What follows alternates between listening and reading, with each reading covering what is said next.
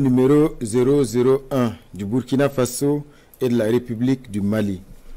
Les gouvernements de transition du Burkina Faso et du Mali ont appris par voie de presse les conclusions des sommets extraordinaires de la Communauté économique des États de l'Afrique de l'Ouest (CEDEAO) et de l'Union économique et monétaire ouest-africaine (UEMOA) tenus le 30 juillet 2023 à Abuja sur la situation politique au Niger.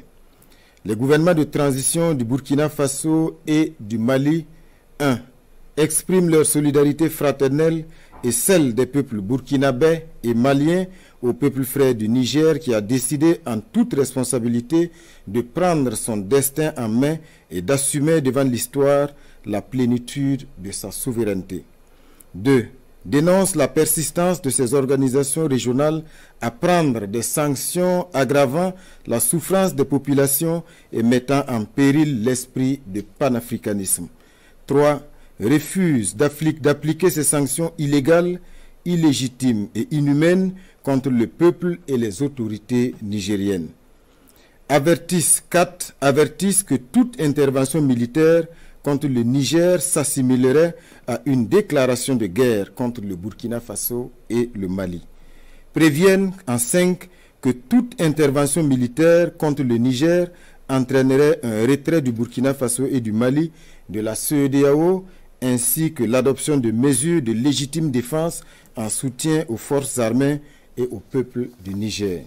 6.